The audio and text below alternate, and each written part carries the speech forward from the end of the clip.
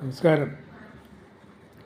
വന്ന് നമ്മുടെ DGP director general of police, കേരളത്തിലെ പോലീസുകാരുടെ മേലധികാരി, ഏറ്റവും മേലധികാരി, top most officer doctor Shaikh Darvesh Saheb IPS, അദ്ദേഹത്തിൻ്റെ വാക്കിന് പോലും വിലയില്ലാതായി. അദ്ദേഹം അന്വേഷിച്ച് ഇറക്കിയ ഒരു ഓർഡർ എന്ന് വെച്ചാൽ തൻ്റെ കീഴിലുള്ള ADGP അജിത് കുമാർ IPSന് സിവിലായും ക്രിമിനലായും വ്യാജമൊഴി, അതും തൻ്റെ കൂടെ പ്രവർത്തിക്കുന്ന ഒരു സീനിയർ പോലീസ് ഓഫീസറിനെതിരെ വ്യാജമൊഴി നൽകിയതിന് ക്രിമിനലായി കേസെടുക്കണമെന്ന് പറഞ്ഞുകൊണ്ട് ഓർഡർ ഇറക്കി മുഖ്യമന്ത്രിക്ക് കൊടുത്തിട്ട് ദിവസങ്ങളായി. ഒരനക്കവുമില്ല. മുഖ്യമന്ത്രിയുടെ ഭാഗത്തുനിന്ന് അനക്കമില്ല, ആരുടെ ഭാഗത്തുനിന്ന് അനക്കമില്ല. ഓർഡർ ഇറക്കിയ ആൾ ചമ്മി ഇരിക്കുക. എന്ന് വെച്ചാൽ ഇനി എന്താ ചെയ്യണമെന്നറിയാതെ. എന്ന് വെച്ചാൽ അദ്ദേഹത്തിന് അതിനപ്പുറം ഒന്നും ചെയ്യാനില്ല. ചെയ്യേണ്ടത് മുഖ്യമന്ത്രിയും ആഭ്യന്തരമന്ത്രി കൂടിയായ മുഖ്യമന്ത്രിയാണ്. അദ്ദേഹത്തിൻ്റെ പെറ്റാണല്ലോ ഈ അജിത് കുമാർ. ഇത്രയും കേസുകൾ അദ്ദേഹത്തിൻ്റെ പേരിൽ PV അൻവർ കൊണ്ടുവന്ന് രേഖാമൂലം എഴുതി കൊടുത്ത് അതിനെല്ലാം അദ്ദേഹത്തിന് ക്ലീൻ ചിറ്റ് കൊടുത്തിട്ട് അതേ കണക്ക് ഒന്ന് മാറ്റി ഇരുത്തിയിരിക്കുക. ഇതാണ് കേരളത്തിൽ നടക്കുന്നത്.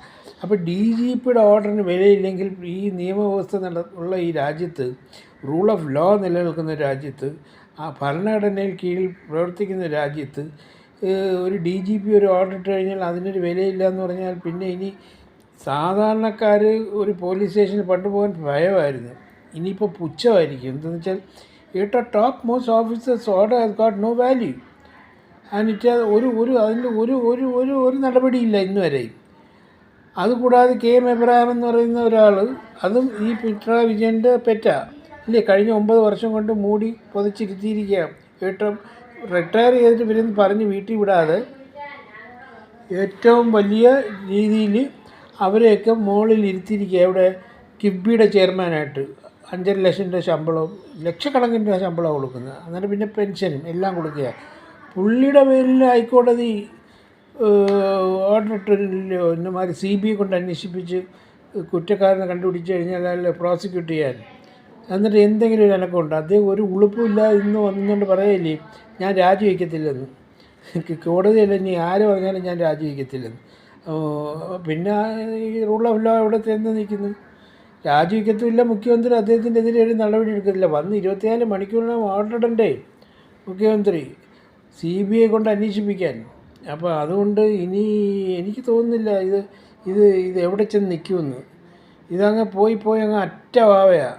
എന്നുവെച്ചാൽ DGPക്ക് പോലും വിലയില്ലാത്ത ഒരു രാജ്യം, DGPയുടെ ഉത്തരവിന് പോലും ഒരു വിലയില്ലാത്ത ഒരു രാജ്യമായി കേരളം മാറിയിരിക്കുക.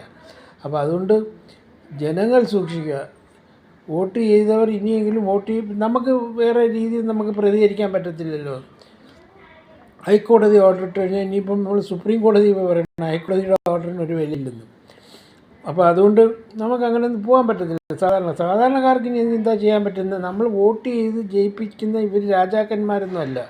ഇവിടുത്തെ ഭരണഘടനാനുസൃതമായ റൂൾ ഓഫ് ലോ അനുസരിച്ച് പ്രവർത്തിക്കേണ്ട ഒരു ആൾക്കാരാണ്. അപ്പോൾ അവർ തന്നെ വിളവിൽ നിന്ന് ഒരു സംസ്ഥാനത്തേക്ക് പോകുന്നു. അപ്പോൾ അതുകൊണ്ട് ഇനി എന്താ ചെയ്യാനുള്ളതെന്ന് വെച്ചാൽ അടുത്ത ഇലക്ഷനെ നമുക്ക് എന്തെങ്കിലും നമ്മളെ പ്രതികാരം തീർക്കാൻ പറ്റൂ. അപ്പോൾ അതുകൊണ്ട് ജനങ്ങൾ ശ്രദ്ധിക്കുക.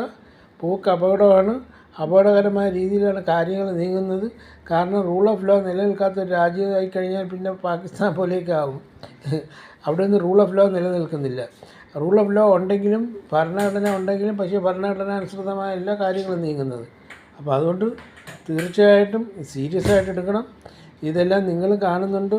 നിങ്ങളെന്ന് പറഞ്ഞ് ബോധ്യപ്പെടുത്തേണ്ട കാര്യമൊന്നുമില്ല. പക്ഷേ take it very seriously. It's going in A very bad വേ. ഇങ്ങനെ നമുക്ക് 10-70 വർഷം കഴിഞ്ഞ് നമുക്ക് ഭരണഘടന കിട്ടിയിട്ട്, നമുക്ക് സ്വാതന്ത്ര്യം കിട്ടിയിട്ട്, നമുക്കിവിടെ കേരള പിറവി നടന്നിട്ട് ഇങ്ങനെ ഒരുപാട് പേരിവിടെ ഭരിച്ച്, പല മുന്നണികളും ഭരിച്ച് മാറി തിരിച്ചു ഇല്ലേ.